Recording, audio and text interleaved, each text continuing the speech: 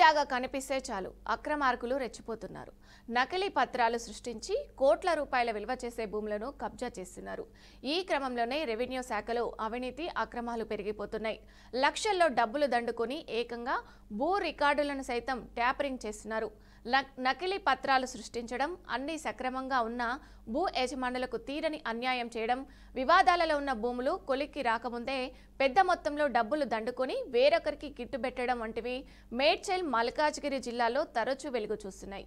జిల్లాలలో భూముల ధరలు విపరీతంగా పెరుగుతుండగా అదే స్థాయిలో భూ మాఫియా అరాచకాలు కూడా పెరిగిపోతున్నాయి. వివాదాస్పద భూములు, ఖరీదైన ప్రాంతాల్లో ఖాళీ జాగల మీద కన్నేసి కబ్జా చేస్తున్నారు. నకిలీ పత్రాలు సృష్టించి యజమానులకే తెలియకుండా ఇతరులకు రిజిస్ట్రేషన్ చేస్తున్నారు. భూ మోసాల వెనుక వ్యవస్థీకృత మాఫియా ఉంటుంది. ఓపెన్ ల్యాండ్స్, ప్రవాసుల భూముల గుర్తించడం మొదలు ఇతరుల పేరిట రిజిస్ట్రేషన్ చేయించే వరకు పద్ధతి ప్రకారం జరుగుతుంది. కొందరు రియాల్టర్లు కేవలం వివాదంలో ఉన్న భూములను తక్కువ ధరకు కొని ఆ తర్వాత సక్రమం చేసి ఇతరులకు విక్రయిస్తున్నారు. మరికొందరు ప్రజాప్రతినిధులు రాజకీయ బలంతో భూములు కబ్జాకు పాల్పడుతున్నారు. ప్రస్తుతం జిల్లాలో ఈ తరహా భూముల విషయంలో ఎక్కువ గొడవలు జరుగుతున్నాయి. జిల్లాలలో కొన్ని ప్రాంతాల్లో గజం 2 లక్షల రూపాయలకు పైగా పలుకుతుంది. దీంతో కొందరు రియాల్టర్లు, రౌడీ షీటర్లు, పాత నేరస్తులు భూముల ఆక్రమణకు పాల్పడుతున్నారు. కీసర మండలం రాంపల్లి గ్రామ రెవెన్యూ పరిధిలో ఎకరం భూమిని 1999లో జమ్మల నగేష్ అనే ఒక వ్యక్తి నుంచి బొందుగుల భారతి, నంద్యాల రజితారెడ్డి బొందగుల అని కూడా చంద్రశేఖర్ రెడ్డి అని చామల, అలాగే వెంకట నరసింహులు కొనుగోలు చేశారు. 2006లో ఎకరం భూమిని నలుగురు పేరిట పార్టీషన్ డిడ్ చేసుకున్నారు. 2016లో నిబంధనల ప్రకారం నాలా మార్పు చేసుకుని 2019లో మండల సర్వేయర్ చేత గుర్తించిన హద్దుల ప్రకారం నలుగురు వారి వారి పొజిషన్లలో ఉండగా 26 సంవత్సరాల తర్వాత సుబ్బారెడ్డి అనే వ్యక్తి తప్పుడు డాక్యుమెంట్ సృష్టించి 50 కోట్ల రూపాయల విలువైన భూమిని కబ్జా చేసేందుకు ప్రయత్నించాడు. అయితే స్థలానికి చెందిన అసలు యజమాని తనకు సుబ్బారెడ్డి ఎవరో తెలియదని, అతనిపై చర్యలు తీసుకోవాలని కీసర పోలీస్ స్టేషన్లో గత నెలలో ఫిర్యాదు చేసినప్పటికీ ఇప్పటి వరకు చర్యలు తీసుకోలేదని బాధితులు ఆవేదన వ్యక్తం చేస్తున్నారు. అల్వాల్ మున్సిపాలిటీ పరిధిలో 3.5 ఎకరాల ప్రైవేటు భూమి, 5.5 ఎకరాల వివాదాస్పద యుఎల్సి మిగులు భూముల్ని బోగస్ పత్రాలతో కబ్జా చేసేందుకు కొందరు ప్రయత్నించారు. 9 ఎకరాలలో 10 పెద్ద ఇండ్లు ఉన్నట్లు అల్వాల్ మున్సిపల్ అధికారులు ధృవీకరించి వాటికి ఇంటి నెంబర్లను కేటాయించి రికార్డుల్లోకి ఎక్కించారు. అయితే ఇంటి నెంబర్లు కేటాయించిన స్థలంపై 2 ప్రైవేటు వ్యక్తులు, ప్రభుత్వం మధ్య న్యాయస్థానంలో కేసు నడుస్తుంది. మొత్తం భూమి తనదేనంటూ మామిడి జనార్దన్ రెడ్డి అనే వ్యక్తి అల్వాల్ డిప్యూటీ కమిషనర్ శ్రీనివాస్ రెడ్డిని సంప్రదించగా గత ఫిబ్రవరిలో ఒక్క రోజునే స్వీయ మందింపు కింద దరఖాస్తు చేయించి అదే రోజున అన్నిటినీ ఆమోదించారు. నిబంధనల ప్రకారం స్వీయ మదింపు దరఖాస్తులతో పాటు రిజిస్ట్రేషన్ సేల్ డీడ్ను కూడా జత చేయాలి. ఆ వివరాల ప్రకారం బిల్ కలెక్టర్ లేదా ట్యాక్స్ ఇన్స్పెక్టర్ సహా ఉప కమిషనర్ క్షేత్రస్థాయిలో ఇంటిని పరిశీలించకుండానే ఇంటి నెంబర్లను జారీ చేశారు. బోగస్ పత్రాలతో జారీ అయిన ఇంటి నెంబర్ల ఆధారంగా అక్రమదారు గత మే నెలలో రిజిస్ట్రేషన్ ఏర్పాటు చేసుకున్నారు. ముందుగానే 80 లక్షల రూపాయలు రిజిస్ట్రేషన్ ఛార్జీల కింద చెల్లించారు. బాధితుడు నిమ్మ మోహన్ రెడ్డి భూ వివాదం కోర్టులో నడుస్తుందని తెలియడంతో రిజిస్ట్రేషన్ కోసం 3 సార్లు ప్రయత్నించి విఫలమయ్యారు. అయితే ఇక్కడ మామిడి జనార్దన్ రెడ్డికి పట్టాదారు పాస్ పుస్తకాలు ఇవ్వగా మోహన్ రెడ్డి కోర్టుకెక్కడంతో రద్దయినట్లు కూడా తెలుస్తుంది. అల్వాల్ మండలం కానాజిగూడలో గ్రీన్ఫీల్డ్ కాలనీలో భూ వివాదం నడుస్తుంది.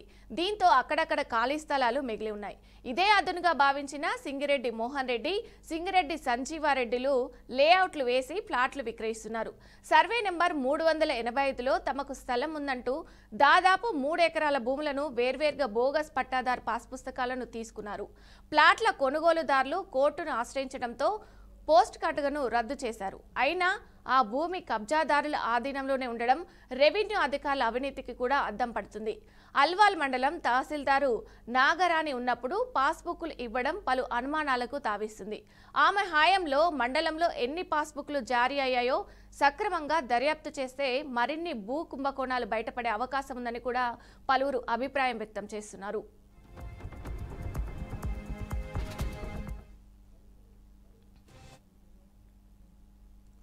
ఇక ఇదే అంశానికి సంబంధించి పూర్తి సమాచారం మా ప్రతినిధి రవీందర్ లైవ్ లో అందిస్తారు. రవీందర్, చెప్పండి, ఈ అంశానికి సంబంధించిన అప్డేట్స్ ఏంటి? మానస ఏదైతే హైదరాబాద్ లో ఉన్నటువంటి భూ కబ్జాదారుల యొక్క ఆగడాలు దాదాపు అంతా ఇంత కాదని చెప్పుకోవచ్చు. మొత్తానికి మొత్తం కూడా ఎవరైతే ఆ, ఇండ్ల కోసము హౌస్ సైడ్స్ కోసం కొనుక్కున్నటువంటి ప్లాట్లను సైతం జాగాలను సైతం కొల్లగొట్టే భూమాఫీ అయితే బాగా పెట్టలేకపోతుంది. హైదరాబాద్ నగరంలోనే కాదు ఇతర నగరాలలో కూడా. మొత్తం అయితే ఎక్కడైతే కాస్ట్లీ ఏరియా అయితే ఉంటుందో ఆ ఏరియాలో మొత్తం ఆ కబ్జా వాళ్ళ నిధులు అందులో నిఘా పెట్టి ఆ ప్రాంతంలో కొంతమంది హౌస్ నంబర్లను తీసుకొని ఆ హౌస్ నంబర్ల మీద బై నంబర్లతోని అధికారుల దగ్గర మున్సిపాలిటీ కానీ రెవెన్యూ వాళ్ళ దగ్గర రికార్డు చేంజ్ చేయడం చాలా ఈజీ అయిపోతున్నటువంటి సందర్భం. అయితే ఏదైతే ఖానాజీగూడలో ఉన్నటువంటి 3.5 ఎకరాల పట్టాదారుని భూమిని ఏ విధంగా కొల్లగొట్టారో అనేది మనం చూస్తూనే ఉన్నాం. అయితే ఆ భూమి ఉన్నప్పటికి కూడా అధికారుల దగ్గర సర్వే నంబరు తీసుకొని ఆ తర్వాత కార్పొరేషన్కి వెళ్ళి దానిపైన హౌస్ నంబర్ ఉంటే హౌస్ నంబర్ను కూడా కలెక్ట్ చేసుకొని బై నంబర్లతోని ఇది సర్వే నెంబర్ 377 ఉంటే దాన్ని బై 1 వేసుకోవడం బై 2 వేసుకొని ఈ అధికారుల దగ్గరికి పోయడం అధికారుల అండదండలతోని డబుల్ రిజిస్ట్రేషన్ జరుగుతుంది. ఆ డబుల్ రిజిస్ట్రేషన్ జరగడం వల్ల అసలు పట్టదారి ఇది అక్కడికంటే వెళ్ళేసరికల్లా వీళ్ళే యాజమాయి చెలాయిస్తూ ఉంటారు. బయట ప్రైవేట్ వ్యక్తులు కొంత రౌడీ గుండాలు కూడా వాళ్ళు ఎప్పటి తెచ్చుకొని వీళ్ళను అసలు పట్టదారులను బెదిరించడం, ఆ తర్వాత వాళ్ళు పోలీస్ స్టేషన్ పోవడం, అక్కడికి వెళ్ళినా కానీ వాళ్ళు కూడా అధికారులు ఎవరైతే ఉన్నారో వాళ్ళు కూడా వాళ్ళ మందాన్ని పాడడం కూడా ఒక ఆనవాయితీగా వస్తుంది.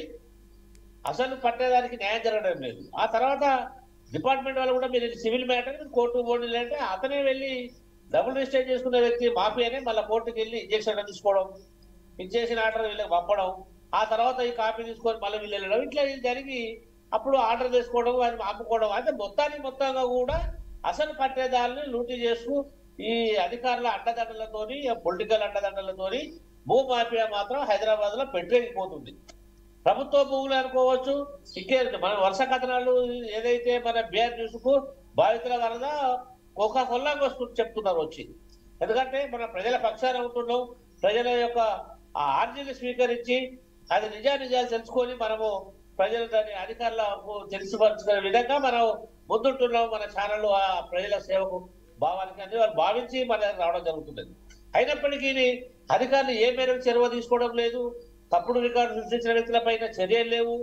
మొన్నటికి మనం చూస్తే బంజరాయిల్స్ లో కూడా 5 ఎకరాల భూమి దీని వల్ల తీసుకొని దాన్ని మొత్తం మీద 800 కోట్ల భూమి రికవర్ అయిందని చెప్పుకొని మనం కూడా చెప్పడం జరిగింది.